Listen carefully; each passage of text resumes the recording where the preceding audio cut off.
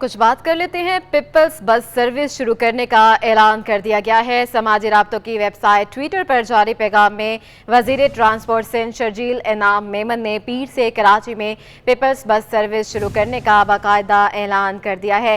شرجیل میمن نے لکھا کہ پیپلز بس سروس پیر سے کراچی میں آپریشن شروع کرے گی۔ اپنے ناظرین کو بتا رہے ہیں کراچی والوں کے لیے خوشخبری ہے کہ پیر سے شہر میں پیپلز بس سروس شروع کرنے کا باقاعدہ اعلان کر دیا گیا ہے۔ سماجی رابطوں کی ویب سائٹ ٹویٹر پر جاری پیغام میں وزیر ٹرانسپورٹ سندھ شرجیل انعام میمن نے پیر سے کراچی میں پیپلز بس سروس شروع کرنے کا اعلان کیا ہے۔ شرجیل میمن نے لکھا کہ پیپلز بس سروس پیر سے کراچی میں آپریشن شروع کرے گا۔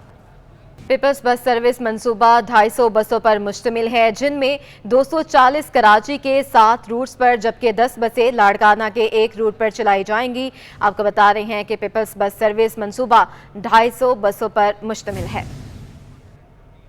کفر ٹوٹا خدا خدا کر کے کراچی والے ہو جائیں تیار، شہری اب نئی اور جدید بسوں میں سفر کریں گے۔ تاہم پیٹرولیم مصنوعات کی قیمتوں میں اضافے کے باعث پیپلز بس سروس کے کرایوں کا تعین نہیں ہو سکا۔ بس کا کم سے کم اور زیادہ سے زیادہ کرایہ کیا ہوگا، فیصلہ تاحال نہ ہو سکا۔ مجموعی طور پر پیپلز بس سروس منصوبہ 250 بسوں پر مشتمل ہے، جن میں سے 240 کراچی کے 7 روٹس پر جبکہ 10 بسیں لاڑکانہ کے ایک روٹ پر چلائی جائیں گی۔ 250 میں سے اب تک 120 بسیں کراچی پہنچ چکی ہیں۔ پیپلز بس سروس کا پہلا روٹ ملیر ماڈل کالونی سے ٹاور تک مقرر کیا گیا ہے، جبکہ دیگر روٹس پر بسیں کب چلیں گی اب تک فیصلہ نہیں ہوا۔ کیمرامین ابراہیم خان کے ساتھ عادیہ ناز، سٹی 21۔ آپ کو بتائیں کہ دعا زہرا مبینہ اغوا کیس میں دعا زہرا کے والد اور وکیل جوڈیشل مجسٹریٹ شرکی کی عدالت میں پیش ہو گئے۔ تفتیشی افسر اور سرکاری وکیل بھی عدالت میں موجود ہیں۔ مدعی مقدمے کی وکیل جبران ناصر کی جانب سے چالان پر دلائل دیے جا رہے ہیں۔ پولیس کی چالان کو سی کلاس کر کے خارج کرنے کی استدعا کر رکھی ہے۔ مزید جانتے ہیں ہمارے نمائندے ممتاز جمالی سے۔ جی ممتاز، آگاہ کیجیے گا۔ آج کی عدالت میں دعا زہرا کے مبینہ اغوا سے متعلق مقدمے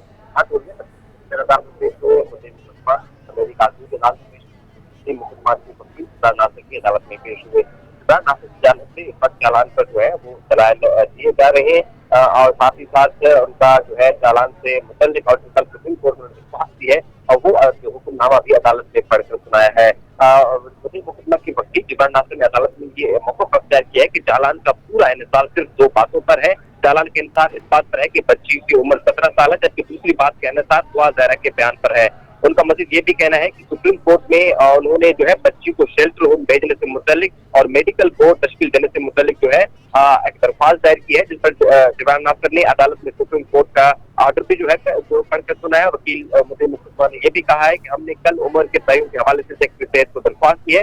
سپریم کورٹ نے ہمیں کہا ہے کہ عمر کے تعین سے متعلق ہائی کورٹ کے آبزرویشن جو ہے اب رکاوٹ نہیں بنیں گے، لہٰذا اس وقت جو ہے دلائل کا سلسلہ جو مدعی مقدمہ کے وکیل کی جانب سے جاری ہے۔ پولیس کی جانب سے چالان یہ سی کلاس میں پیش کیا گیا اور انہوں نے عدالت سے کہا کہ مقدمہ خارج کیا جائے، جس پر پولیس کے سی کلاس چالان پر جو ہے مدعی مقدمہ نے یہ چالان چیلنج کر کے رکھا ہے۔ تفتیش جو ہے سماعت جوڈیشل مجسٹریٹ آفتاب احمد کی عدالت سے جاری ہے۔ بہت شکریہ ممتاز جمالی، ہمیں اپڈیٹ کر رہے تھے۔ تفتیشی افسر شوکت شاہانی نے کہا ہے کہ پولیس نے دعا زہرا مبینہ اغوا کیس کی بالکل درست تفتیش کی، ہر پہلو کو دیکھا گیا ہے، لڑکی اپنی مرضی سے گئی۔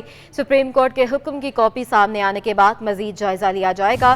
ظہیر حفاظتی تحویل میں ہے، لڑکی کے بیان کے بعد ظہیر پر اغوا کا مقدمہ نہیں بنتا۔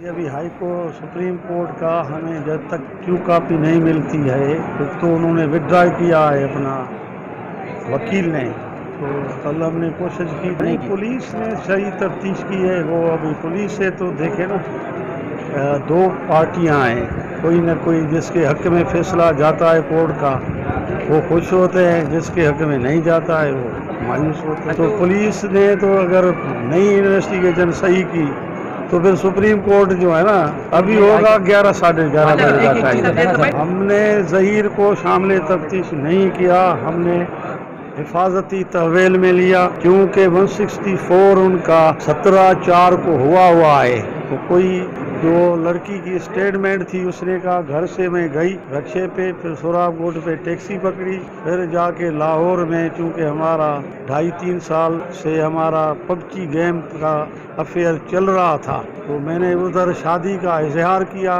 कोर्ट में शादी की। अब हम जो है ना शराशरियन मियाँ बीवी है, तो केस सिंध का बनता ही नहीं। जब उसको किसी ने हिरास नहीं किया, किडनैप नहीं किया। आपको बताएं कि शौहर के तशद्दुद से तंग आकर लड़की ने तहफ़्फ़ुज़ के लिए सिंध हाई कोर्ट से रुजू कर लिया है। दरख्वास्त में लैला ने भाई पर शादी के नाम पर फ़रोख्त करने का इल्ज़ाम लगा दिया है।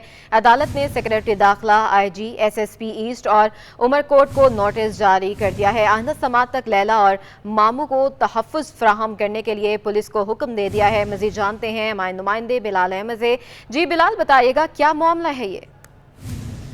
जी देखिए, विलायत शाह गोट मीरपुर बेड़ो की एक लड़की है लैला, जिसने सिंध हाई कोर्ट से रुजू किया है और उसने इल्जाम आयद किया अपने भाई पर कि शादी के नाम पर उसके भाई ने उसको 5 लाख रुपए में फरोख्त कर दिया था और उसका शौहर उस पर तशद्दुद करता था, जिसके बाद वो तंग आकर गुलिस्तान जौहर आ गई थी अपने मामू के पास। लेकिन अब उसके शौहर ने और भाई ने अगवा का मुकदमा दर्ज करवा दिया है मामू के खिलाफ, लिहाजा तहफ़्फ़ुज़ फराहम किया जाए, जिस पर अदालत ने सेक्रेटरी दाखिला, IG Sindh, SSP east, SSP Umarkot को नोटिस जारी कर दिए हैं और आइंदा समात तक के लिए लैला और उसके मामू को तहफ़्फ़ुज़ फराहम करने का हुक्म दिया है।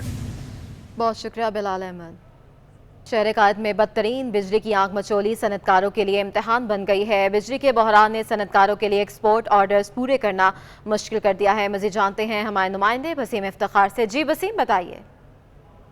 आज बिल्कुल शहर कायद में ना सिर्फ रहायशी इलाके बल्कि जो सनती इलाके हैं बदतरीन लोड शेडिंग की जद में है, जिसकी वजह से सनतकार परेशान होकर रह गए हैं। इस वक्त मेरे साथ मौजूद हैं फेडरेशन हाउस के वाइस प्रेसिडेंट शब्बीर मंशा साहब। शब्बीर साहब, ये बताइएगा कि किस तरीके से सनतकारों को मुश्किलात का सामना करना पड़ रहा है लोड शेडिंग की वजह से, और क्या इस लोड शेडिंग की वजह से जो हुकूमत ने आपके लिए अहदाफ मुकर्रर करके रखे हैं वो अहदाफ हासिल कर सकेंगे? जो ऑर्डर्स आपको दे रहे हैं बायर्स, तो वो ऑर्डर्स पूरे करना कितना मुश्किल होगी? सबसे पहले तो महंगाई की वजह से और इतने ज़्यादा बिजली की रेट होने की वजह से पहले ही परेशानी का सनतें सारी शिकार थीं, और सारी सनतों में जिस तरीके से अगर इस तरह लोड शेडिंग होगी, हमारी प्रोडक्शन पूरी नहीं आएगी।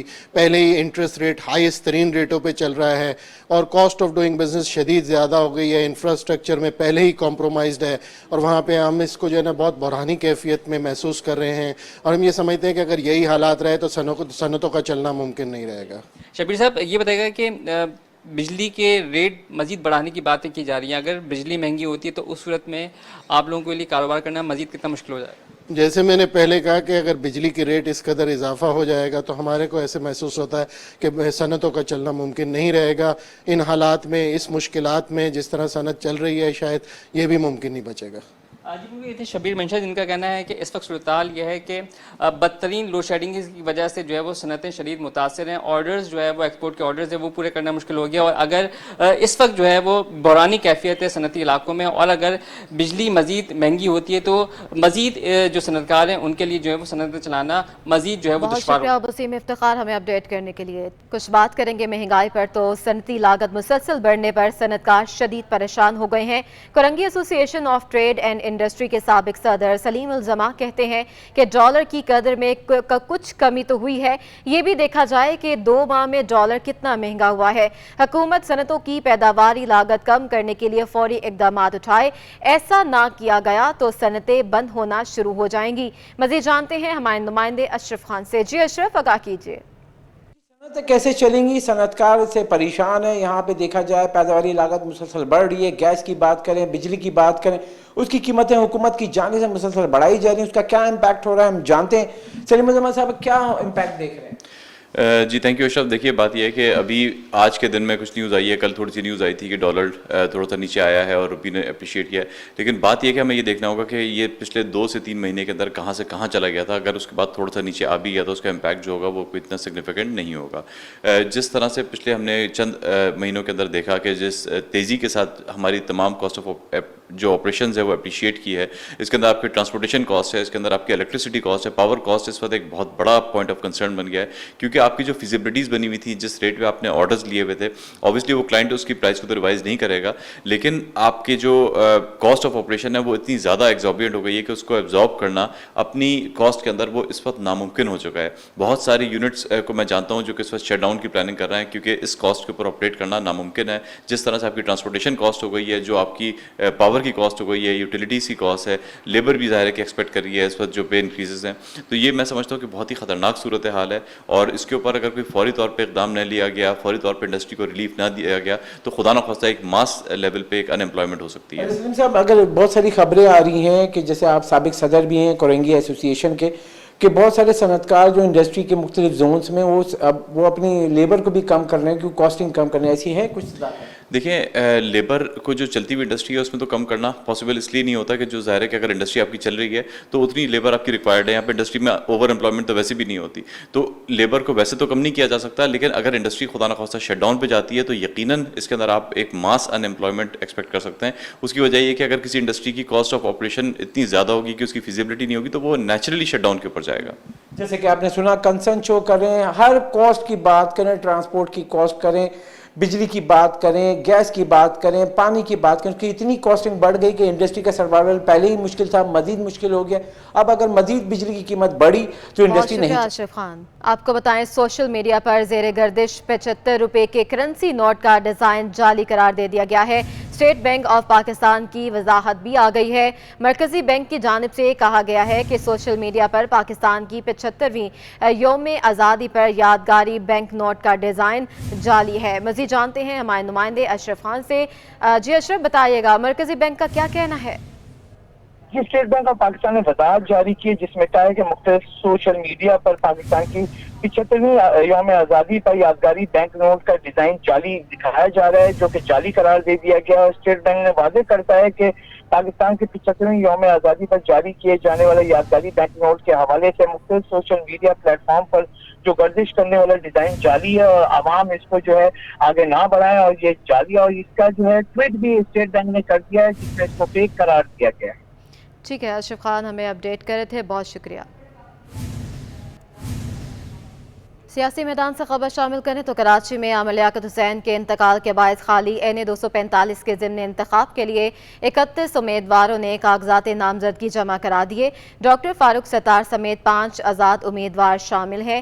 کاغذات نامزدگی جمع کروانے والوں میں پی ٹی آئی کے 4, ایم کیو ایم پاکستان کے 5, پی ایس پی کے 3, پیپلز پارٹی کے 4, ٹی ایل پی کے 3, مسلم لیگ نون کے 2, مہاجر قومی موومنٹ اور جے یو آئی ایف اے کے 2, اے پی ایم ایل پاکستان مسلم الائنس اور عام لوگ اتحاد پارٹی کے 1, جبکہ ڈاکٹر فاروق ستار سمیت 5 آزاد امیدوار بھی شامل ہیں. ہفتے کو امیدواروں کی ابتدائی فہرست جاری ہوگی. قومی اسمبلی کے حلقہ این 245 پر ضمن انتخاب کے لیے پولنگ 27 جولائی کو ہوگی. واضح رہے کہ یہ نشست عامر لیاقت حسین کے انتقال کے باعث خالی ہوئی تھی. بات کریں گے عید قربان کی تیاریوں کے حوالے سے تو سہراب گوٹ کی مویشی منڈی میں انتظامیہ کی جانب سے سیکیورٹی کے سخت انتظامات کیے گئے ہیں. منڈی میں 300 کے قریب سی سی ٹی وی کیمرے نصب کیے گئے ہیں جس کی مانیٹرنگ سیل سے مسلسل نگرانی کی جا رہی ہے. اسی حوالے سے مزید اپڈیٹ حاصل کریں گے ہمارے نمائندے جنید فیروز سے جو اس وقت سہراب گوٹ کی مویشی منڈی میں موجود ہیں. جی جنید, آگاہ کیجیے. بالکل, اس وقت میں سہراب گوٹ مویشی منڈی میں موجود ہوں, جسے ایشیا کی سب سے بڑی مویشی منڈی جو ہے وہ کہا جاتا ہے. یہاں انتظامیہ کی جانب سے سیکیورٹی کے فل پروف جو انتظامات کیے گئے ہیں. مویشی منڈی کے ترجمان کے مطابق مویشی منڈی میں جو ہے وہ انٹرنس سے لے کر ایگزٹ تک جو ہے وہ 300 کے قریب جو ہے وہ سی سی ٹی وی کیمرے لگائے گئے ہیں جن کی نگرانی جو ہے وہ مانیٹرنگ سیل سے جو ہے وہ لمحہ بلمحہ کی جا رہی ہے. ہر آنے اور جانے والی جو گاڑیاں ہیں اور افراد ہیں ان پر جو ہے بالخصوص نظر جو ہے وہ رکھی جا رہی ہے. اس کے ساتھ ساتھ 3 لیئرز جو ہے وہ سیکیورٹی کے لیے بنائی گئی ہے جس میں پولیس, رینجرز, جبکہ ان کی انتظامیہ جو ہے مویشی منڈی کی وہ بھی سیکیورٹی کے فرائض جو ہے وہ انجام دے رہی ہے. منڈی کے اندر جو ہے وہ انتظامیہ مویشی منڈی کی اور اس کے ساتھ ساتھ جو پولیس ہے اس کی نفری جو ہے وہ سیکیورٹی کے لیے تعینات کی گئی ہے, جبکہ مویشی منڈی کے باہر رینجرز کی بھاری نفری کو جو ہے وہ تعینات کیا گیا ہے تاکہ ہر آنے اور جانے والوں پر جو ہے وہ کڑی نظر رکھی جائے. مویشی منڈی جب سے جو یہاں لگنا شروع ہوئی ہے, جب سے جو ہے وہ جب تک اس کا اختتام نہیں ہوتا جب تک سیکیورٹی کے فل پروف اسی طرح جو ہے وہ انتظامات سر انجام دیے جائیں گے. پولیس اور رینجرز کی نفری جو ہے وہ تعینات رہے گی, جبکہ انتظامیہ کی جانب سے بھی جو گاڑیاں ہیں ان کو بھی چیکنگ चेकिंग करने का जो है वो सिलसिला जारी है। मॉनिटरिंग जो सेल बनाया गया है वहाँ CCTV कैमरों की मदद से जो है लम्हा बलम्हा सिक्योरिटी के जो है वो इंतजामात का जायजा जो है वो लिया जा रहा है ताकि कोई भी खुशगवार वाक़या रूनुमा ना हो बहुत सके। शुक्रिया जुनैद। वफाकी वज़ीर ख़ज़ाना मिफ्ता इस्माइल ने कहा है कि चाइनीज़ कंसोर्शियम कर्जे की सहूलत के 2 अरब 30 करोड़ डॉलर की रकम स्टेट बैंक को मौसूल हो गई है। मिफ्ता इस्माइल ने कहा है कि चाइनीज़ कंसोर्शियम बैंक से कर्जे की रकम मिलने से ज़खायर में इजाफा हो गया है। स्टेट बैंक ऑफ पाकिस्तान के मुताबिक चाइनीज़ कंसोर्शियम कर्जे की मद में 15 अरब चाइनीज़ युआन मौसूल हो गए हैं। माहिरीन का कहना है कि चाइनीज़ सहूलत के कर्जे मिलने के बाद स्टेट बैंक के ज़खायर 8 अरब 23 करोड़ डॉलर से बढ़कर 10 अरब 40 करोड़ डॉलर से तजावुज़ कर गए हैं। एक हफ्ते में इंटरबैंक में डॉलर 1 रुपये 27 पैसे सस्ता होकर 207 रुपये 48 पैसे पर बंद हुआ है। ओपन मार्केट में एक हफ्ते में डॉलर 3 रुपये, यूरो 4 रुपये और बरतानवी पाउंड 4 रुपये सस्ता हुआ है। आपको बता रहे हैं एक हफ्ते में इंटरबैंक में डॉलर 1 रुपये 27 पैसे सस्ता हुआ है, जबकि सस्ता होकर 207 रुपये 48 पैसे पर बंद हुआ है। ओपन मार्केट में एक हफ्ते में डॉलर 3 रुपये, यूरो 4 रुपये और बरतानवी पाउंड 4 रुपये सस्ता हुआ है। वजह क्या बनी है जानते हैं हमारे नुमाइंदे अशरफ खान से। जी अशरफ, आगाह कीजिएगा। हफ्तावार रिपोर्ट का जो जायजा लिया है, जो सामने आई है, एक हफ्ते के दौरान देखा जाए इंटरबैंक में डॉलर जो है बुलंद तरीन सतह जो 211 रुपये 94 पैसे रही है और कम तरीन सतह 207 रुपये रही है। और एक हफ्ते के दौरान इंटरबैंक में डॉलर 1 रुपये 27 पैसे सस्ता होकर 207 रुपये 48 पैसे पे बंद हुआ है। हफ्ते के दौरान IMF के साथ माहिरी खबरों पर रुपए की कदर में बेहतरी दी है। चाइनीज कंसोर्शियम बैंक की सहूलियत जो 2 अरब 30 करोड़ डॉलर का मुआहदा पर दस्तखत हुए थे, उससे रुपया मजीद बेहतर हुआ। एक हफ्ते में स्टेट बैंक के ज़खायर 74 करोड़ डॉलर कमी से 8 अरब 23 करोड़ डॉलर रह गए थे, जिससे उतार चढ़ाव देखा गया। और ये भी कहा गया है कि उसके बाद ओपन मार्केट में भी देखा जाए डॉलर 3 रुपये सस्ता होकर 209 रुपये का हो गया, यूरो 4 रुपये सस्ता होकर 219 रुपये, बरतानी पाउंड 4 रुपये कमी से 256 रुपये पर बंद हुआ है। बहुत शुक्रिया।